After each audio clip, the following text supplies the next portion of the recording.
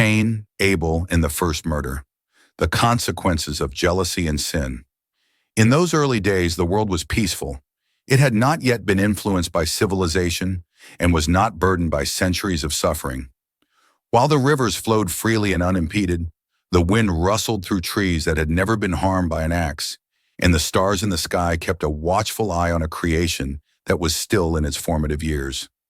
In this universe, two brothers named Cain and Abel roamed beneath the canopy of a sky that had not been damaged by human activity.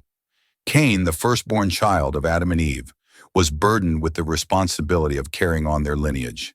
He was aware that he was the very first human infant to ever be born. He was the ones who cried, walked, and worked. He became more robust as a result of exposure to sunlight, gaining the ability to cultivate the land and harvest grain from the ground. As if to demonstrate that he was deserving of the life that God had bestowed upon his family after the fall of Eden, he spent his days in close proximity to the land, bringing life out of the dust. One of his younger brothers, Abel, was not like the others.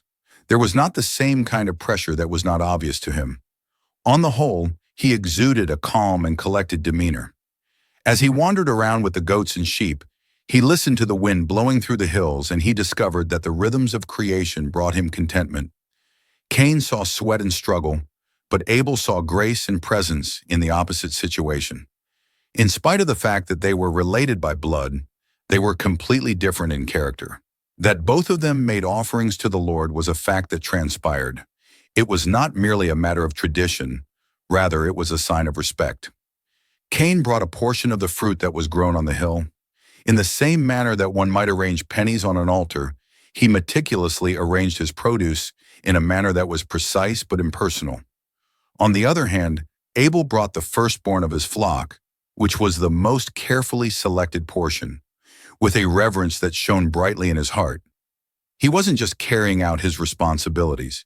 He was giving up something of exceptional value, something that had cost him a great deal, and he was doing so with a sense of delight. In addition, God, who is aware of not only the offering, but also the motivations behind it, took pleasure in the sacrifice that Abel made. Abel felt a gentle warmth that flooded his soul. Cain's, on the other hand, was marked by an entirely other kind of fire.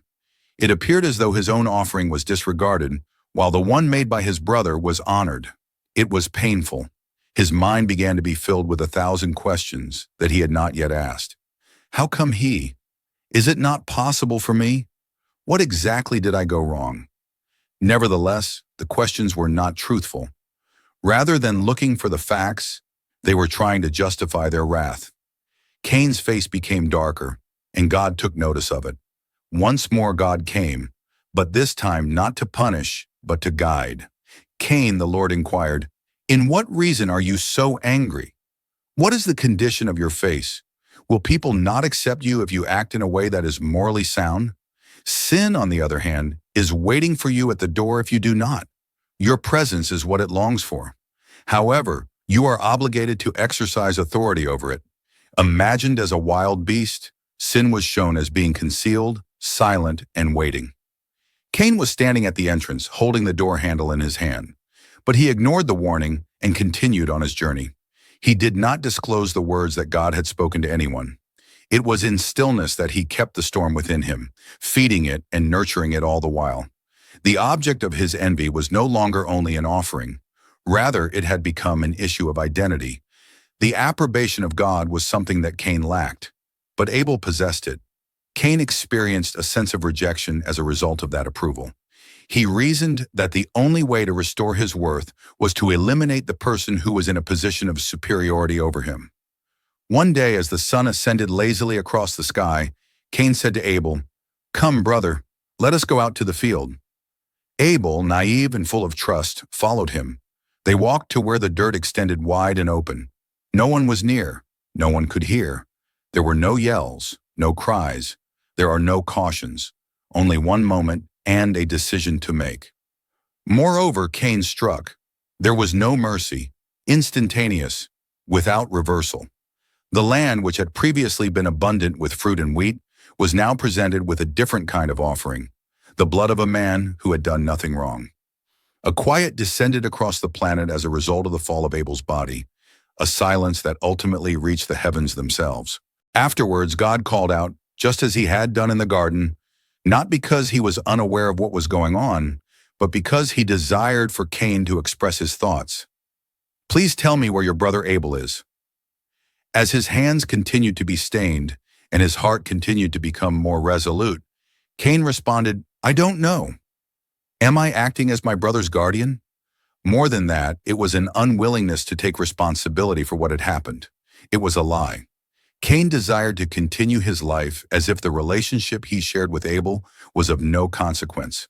The human race, on the other hand, was not intended to exist in isolation, but rather in relationships. And it screams out in protest once that relationship is severed by violent acts. "Do you know what you've done?" Not with fury, but with profound sadness, the voice of God resounded with thunder. "Your brother's blood is calling out to me from the earth, and I am hearing it." And in that very instant, Cain was brought to light, not only for his crimes, but also for the condition of his soul.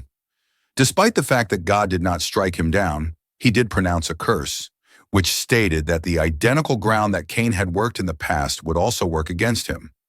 He would walk, feeling disoriented and restless, carrying the mark of his guilt with him. But even in the midst of judgment, God bestowed a peculiar gift. Fearing that he might be murdered by other people, Cain let out a scream. His worry was of retribution. In spite of everything that had transpired, God chose to mark Cain with a mark that was not one of shame, but rather one of protection. It was almost as if God was saying, "Even at this very moment, you are mine. You are not abandoned even at this very moment." Cain moved away from the presence of the Lord, away from the memories of Eden, away from his family, away from the voice of his brother, and away from the gaze of his God, taking with him the recollection of his transgression and the reverberation of the question that he had the audacity to ask, "Am I my brother's keeper?"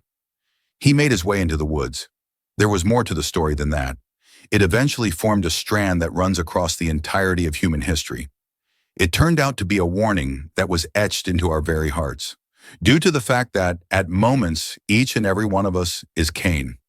Every one of us has periods in which we feel upset, when we feel that we have been forgotten, and when the success of others causes us to question our own value.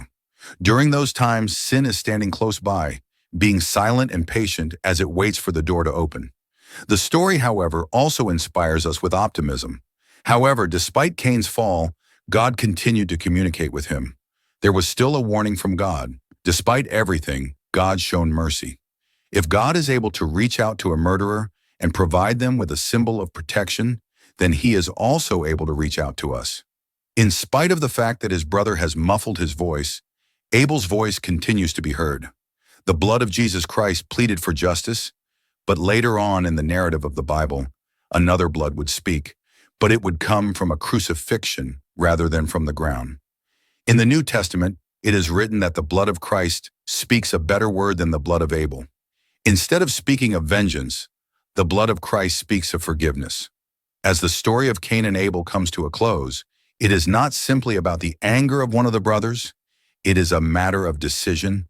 It is a matter of whether we will be able to rule over what lies within us or whether we will be ruled by it. Whether we choose to toughen our hearts or to open them is the question at hand. The question is whether we will abandon our brothers or whether we will keep them. And this is a story that is continually being told each time a heart becomes icy or each time a hand is extended or withheld in love, mainly due to the fact that the entrance is still standing in every single field and soul. Sin is still willing to wait. On the other hand, God does as well. Thanks for watching. Don't forget to like and subscribe to our YouTube channel.